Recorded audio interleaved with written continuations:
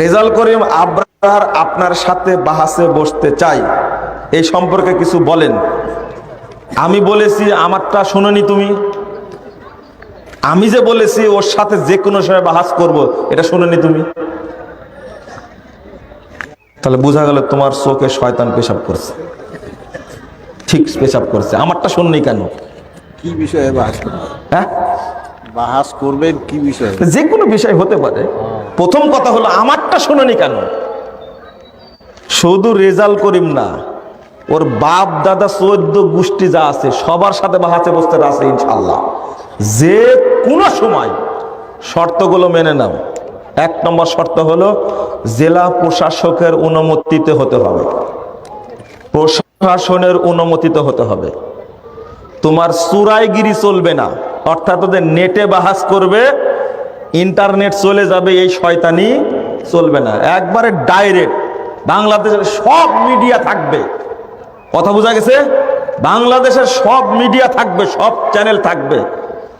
প্রশাসনের উপস্থিতিতে কোন কোন বিষয়ে বাহাস হবে সেইটা নিয়ে আলোচনা হবে, আগে লিখিত হবে। আসসালামু আলাইকুম ওয়া রাহমাতুল্লাহি ওয়া বারাকাতুহু। সুপ্রিয় দর্শক শ্রোতা, শুনছিলেন মুজাফফর বিন মহসিনের বক্তব্য। তিনি পূর্বে মুফতি রেজাউল করিম আবরারের সাথে বাহাসে বসতে চেয়েছিলেন, এই কথা তিনি বলেছেন। কতটুকু সত্যি তিনার ভক্তবৃন্দরা অবশ্যই কমেন্ট করে জানাবেন। আমার তো বিশ্বাস হয় না তিনি ইতিপূর্বে বলেছেন যে মুফতি রেজাউল করিম আবরারের সাথে তিনি বাহাস করতে প্রস্তুত বা রাজি। যাই হোক প্রিয় দর্শক, তো তিনি যে কথা বলেছেন, যারা দেখে নাই তাদের চোখে শয়তান পেশাব করেছে, এরকম একটি জঘন্যতম বাক্য তিনি উচ্চারণ করেছেন, যা কোনো আলেমে দ্বীনের মুখে কখনোই শোভা পায় না। প্রিয় দর্শক, আসুন, তিনি যখন মুফতি রেজাউল করিম আবরারের সাথে বাহাস করতে, ডিবেট করতে রাজি, প্রস্তুত, এমন অবস্থায় মুফতি রেজাউল করিম আবরার মুজাফফর বিন মহসিন সাহেবকে কি বলতেছে আপনারা শুনতে থাকুন।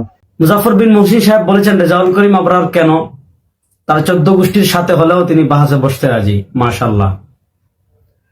আমরা বলি রেজাউল করিম আবরারের 14 গোষ্ঠী লাগবে না, বাপদাদাও লাগবে না, 14 গোষ্ঠী লাগবে না, রেজাউল করিম আবরারই যথেষ্ট, আলহামদুলিল্লাহ। বাকি তিনি আমাদের সাথে বাহাসে বসার জন্য 2টি শর্ত দিয়েছেন। প্রথম শর্ত দিয়েছেন যে তিনি অনলাইনে বসবেন না, সরাসরি বসবেন। অনলাইনে বসলে নেট চলে যায়, এই বাহাদুরি করে চলে যাওয়ার সম্ভাবনা আছে, এ কারণে তিনি অনলাইনে বসতে চাচ্ছেন না। প্রিয় শায়েখ, প্রিয় দর্শক, আপনাদেরকে আমি একটা মজার তথ্য বলি।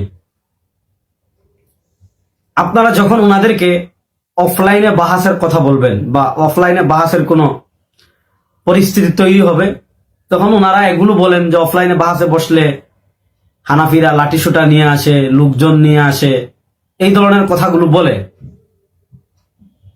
তো শেখ মুজাফফর বিন মহসিন সাহেব এখানে খুব সযত্নে অনলাইনে বসার বিষয়টি এড়িয়ে গিয়েছেন। কেন জানেন?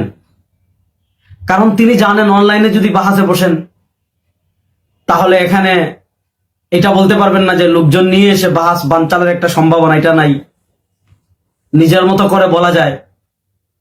আর অনলাইনে তার আগে বসলে কি হবে তা তো তিনি জানেন। কেন জানেন? কারণ এর আগে আকরামুজ্জামান বিন আব্দুস সালাম সাহেব বসেছিলেন এবং তার অবস্থা কি হয়েছে জাতি দেখেছে। মীর মুয়াজ্জফ হোসেন সাইফি বসেছিলেন, তার অবস্থা কি হয়েছে জাতি দেখেছে। হাবিবুর রহমান আজহারি বসেছিলেন, তার অবস্থা কি হয়েছে জাতি দেখেছে। তো রেজাউল করিম আবরারের সাথে অনলাইনে যে গণনার যারাই বসেছিলেন, আলহামদুলিল্লাহ, কেউই দলিল প্রমাণ দিয়ে তাদের মতামত প্রমাণ করে যেতে পারেন নাই। আলহামদুলিল্লাহ, রেজাউল করিম আবরার তারটা প্রমাণ করেছে, জাতির কাছে এগুলা সুস্পষ্ট দলিল আছে। এজন্য মুজাফফর বিন মহসিন সাহেব খুব সযত্নে অনলাইনের বিষয়টি এড়িয়ে গেলেন এবং বললেন যে অনলাইনে বসলে ইন্টারনেট চলে যাওয়ার বাহানা দিতে পারে। আমি মুজাফফর বিন মহসিন সাহেবকে এতটুকু দৃঢ়তার সাথে বললাম যে আপনি অনলাইনে বসেন, যদি অনলাইনে বসার পর নেট ইন্টারনেট চলে যাওয়ার বাহানা দিয়ে আমি চলে যাই বা পলায়ন করি, তাহলে এর পরের দিন থেকে, যদি আমি চলে যাই এর পরের দিন থেকে আমিও লামাযাবি হয়ে যাবো ইনশাআল্লাহ। যদি কোনো বাহানায় অনলাইন থেকে আমি চলে যাই, নেটের বাহানা দিয়ে, বিদ্যুতের বাহানা দিয়ে যদি আমি না বসি, তাহলে আমি সারা দেশের মানুষের সামনে বললাম যে আমি তওবা করে আপনাদের লামাযহাবি সালাফিয়াতে যোগ দিব ইনশাআল্লাহ। বাকি উনি অনলাইনে বসবেন না, এটা আপনার ওনাদের কথায় বুঝে ফেলেছেন, কারণ অনলাইনে বসলে চলে যাওয়ার তো কোনো সিস্টেম নাই, সব বের হয়ে যাবে। বাকি দ্বিতীয় যে প্রসঙ্গটি উনি এনেছেন যে তিনি বসবেন, সেটা প্রশাসনিক নিরাপত্তার মাধ্যমে, এটা আমরাও চাই। আমরা মুজাফফর বিন মুহসিনের প্রস্তাব গ্রহণ করলাম এবং ইনশাআল্লাহ আমরা জাতিকে জানাবো। উনি আকীদা নিয়ে বসতে চাইলে আকীদা নিয়ে, কারণ মুজাফফর বিন মুহসিন সাহেবদের মতে আসমা সিফাতের কথা বলি বা বিভিন্ন ক্ষেত্রে উনি কিতাব লিখেছেন ভ্রান্ত আকীদা বনাম সঠিক আকীদা। তিনি আমাদের আকীদাকে ভ্রান্ত প্রমাণ করেছেন, তার আকীদাকে তিনি সঠিক প্রমাণ করেছেন। মুজাফফর বিন মুহসিন সাহেব যদি আকীদা নিয়ে বসতে চান আকীদা নিয়ে, যদি সালাত নিয়ে বসতে চান সালাত নিয়ে, উনারা মত হলে আমাদের সালাত জাল, আমাদের নামাজ জাল, উনারটা সহি। উনার দাবি আমাদের আকীদা ভ্রান্ত, তাদের আকীদা সহি। সিফাতের ক্ষেত্রে আকীদার কথা বলেন, রিসালাতের ক্ষেত্রে আকীদার কথা বলেন, বা উনি এখানে আমাদের আকীদার উপর যে আপত্তিগুলো এনেছেন সেই বিষয়গুলো তিনি যদি বসতে চান, অথবা নামাজের যে বিষয়গুলো উনি বলেছেন আমাদের নামাজের যে বিষয়গুলো জাল, সেগুলো নিয়েও যদি তিনি বসতে চান, অনলাইনে বসতে চাইলে তো কাল বসতে চাইলে আমরা কাল রাজি, পরশু বসতে চাইলে পরশু রাজি, তারপরের দিন বসতে চাইলে তারপরের দিন রাজি, যখনই তিনি বসতে চাইবেন তখনই রাজি।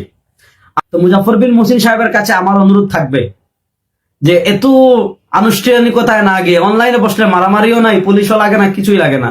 আপনি আপনার মতো বলেন, আমি আমার মতো বললাম। আকরামুজ্জামান সাহেব তো বসেছিলেন, জাতি দেখে গিয়েছে। আপনি একটু আসেন একটু বসি, আসেন একটু কথাবার্তা বলি। এত এত তাহকিক, এত এত ইলম, এত এত বিশাল বাহাদুরি, আসেন না একটু বসি, দেখেন তারপর কোথায় যায়। আল্লাহ রাব্বুল আলামিন দোয়া করি অন্তত আপনাকে আকীদার যে কোনো আপনি যে আমাদের যে আকীদাগুলো যে ভ্রান্ত বলেছেন, আপনার যে কথিত দেহবাদী আকীদা বলেন সেগুলো নিয়ে বসতে চান, অথবা সালাত নামাজের যে সকল মাসালা নিয়ে বসতে চান, অথবা তাকলিদ নিয়ে বসতে চান, অনলাইনে যখন বসতে চাইবেন রাজি। আর যদি অফলাইনে বসতে চান, আমরা প্রশাসনিক নিরাপত্তার মাধ্যমে, প্রশাসনের মাধ্যমে এবং ইয়ের মাধ্যমে আপনাকে আহ্বান করব। আশা করি ইনশাআল্লাহ এখানে যেমন আপনাদের গুটি কয়েক শ্রোতার উপস্থিতিতে যে পরিমাণ বাহাদুরির সাথে কথা বলেছেন, আমরা যখন প্রশাসনের মাধ্যমে আপনাকে আহ্বান করব, আশা করি তখন ঠিক মতো সাড়া দিবেন, এদিক সেদিক পালানোর ফন্দি করবেন না। আপনার সাথে কথা হবে, দেখা হবে ইনশাআল্লাহ। প্রিয় দর্শক, আজ এ পর্যন্ত। আল্লাহ রাব্বুল আলামিন আমাদের সবাইকে সঠিক পথে পরিচালিত করুন। আসসালামু আলাইকুম ওয়া রাহমাতুল্লাহি ওয়া বারাকাতুহু।